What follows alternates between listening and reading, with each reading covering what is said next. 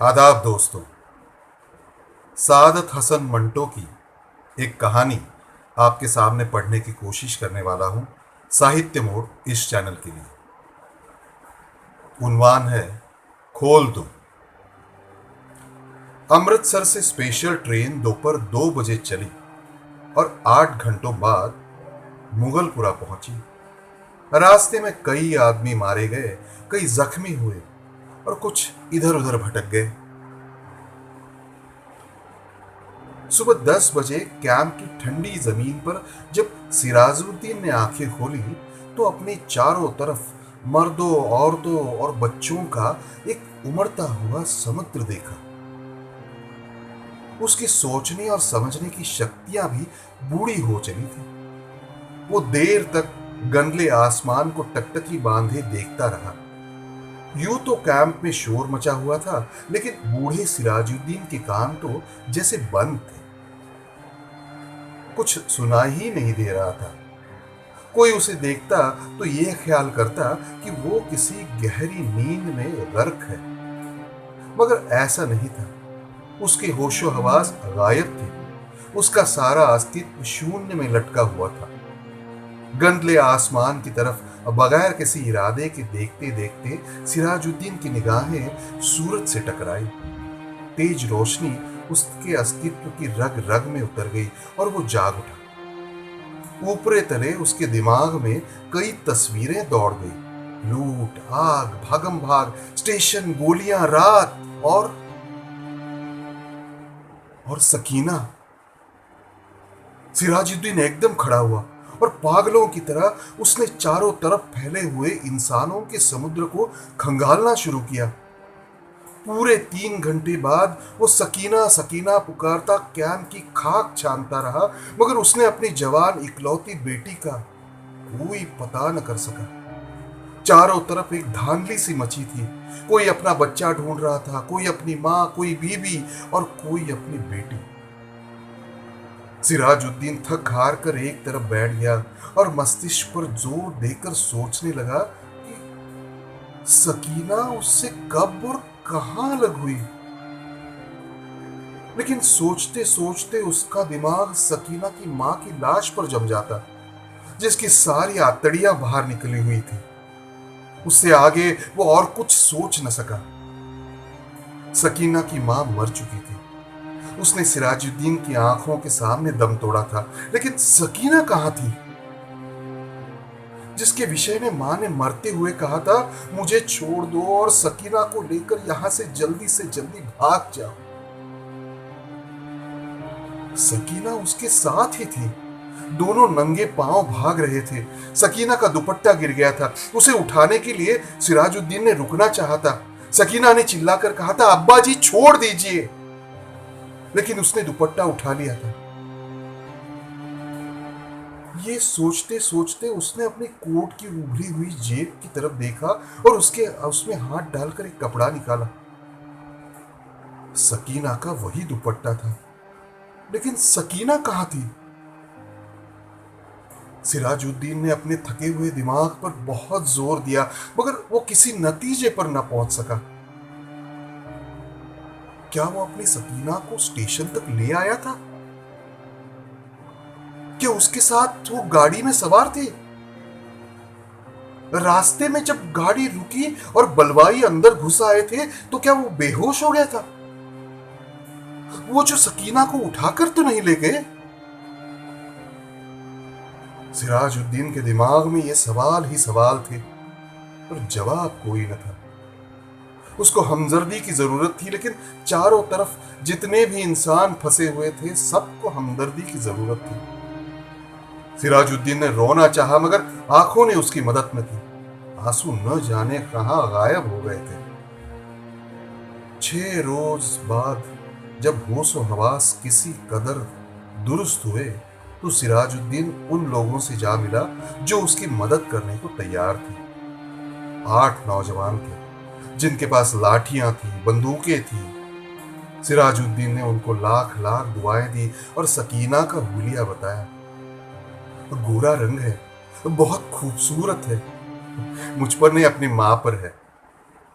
उम्र 17 वर्ष के करीब है, आंखें बड़ी बड़ी, बाल स्याह, दाहिने गाल पर मोटा सा तिल है। मेरी इकलौती बेटी है, ढूंढ लाओ, खुदा तुम्हारा भला करेगा। रजाकार नौजवानों ने बड़े जज्बे के साथ बूढ़े सिराजुद्दीन को यह यकीन दिलाया कि अगर उसकी बेटी जिंदा हुई तो चंद ही दिनों में उनके पास होगी। 8 नौजवानों ने कोशिश की। जान हथेली पर रखकर वो अमृतसर गए। कई मर्दों और कई बच्चों को निकाल निकाल कर उन्होंने सुरक्षित स्थानों पर पहुंचाया। 10 रोज गुजर गए मगर उन्हें सकीना न मिली। एक रोज इसी सेवा के लिए लारी पर अमृतसर जा रहे थे कि छरहा के पास सड़क पर उन्हें एक लड़की दिखाई दी। लारी की आवाज सुनकर वो बिदकी और भागना शुरू कर दिया। रजाकारों ने मोटर रोकी और सब के सब उसके पीछे लग गए।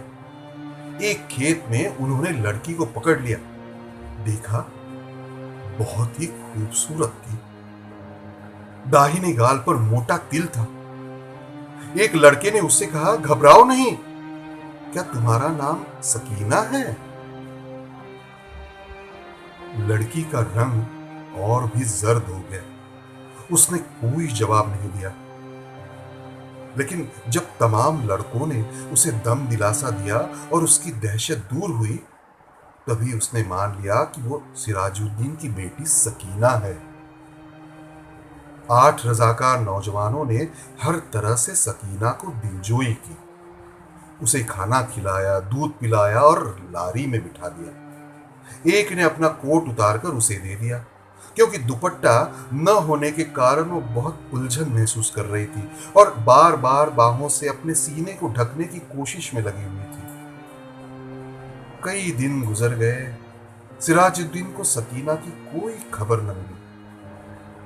वो दिन भर विभिन्न कैंपों और दफ्तरों के चक्कर काटता रहा, लेकिन कभी उसकी बेटी का कोई पता नहीं चला। रात को बहुत देर तक उन रजाकार नौजवानों की कामयाबी के लिए दुआ मांगता रहा, जिन्होंने उसे यकीन दिलाया था कि अगर सकीना जिंदा हुई तो चंद ही दिनों में उसे वो ढूंढ लेंगे।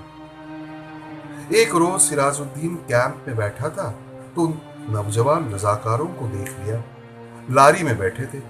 सिराजुद्दीन भाग भाग के उनके पास गया।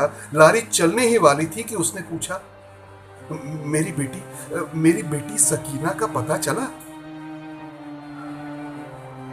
सब ने एक होकर जवाब दिया, चल जाएगा, चल जाएगा, और लारी चला दी। सिराजुद्दीन ने फिर एक बार उन नौजवानों की कामयाबी के लिए दुआ मांगी और उसका जी किसी कदर हल्का हो गया। शाम को करीब कैंप में जहां सिराजुद्दीन बैठा था, उसके पास ही कुछ गड़बड़ सी हुई।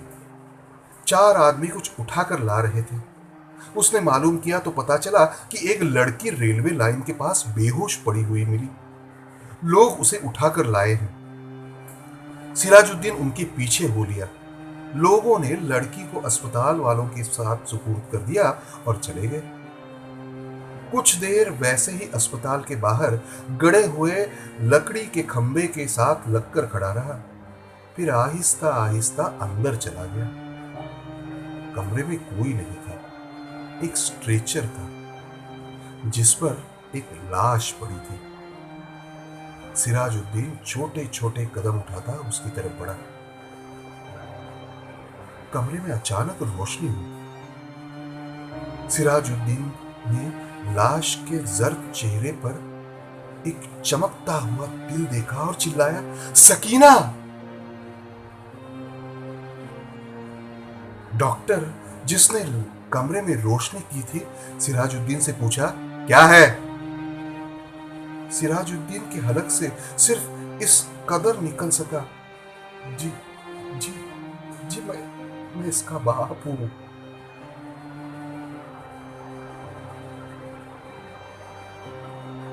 डॉक्टर ने स्ट्रेचर पर पड़ी हुई लाश की नब्ज टटोली और सिराजुद्दीन को कहा, खिड़की खोल दो। सकीना के मुर्दा जिस्म में जुम्बिश हुई। बेजान हाथों से उसने इजार बंद खोला और सलवार नीचे सरका दी। बूढ़ा सिराजुद्दीन खुशी से चिल्लाया, जिंदा है, मेरी बेटी जिंदा है। डॉक्टर सिर से पांव तक पसीने में गर्क हो गया।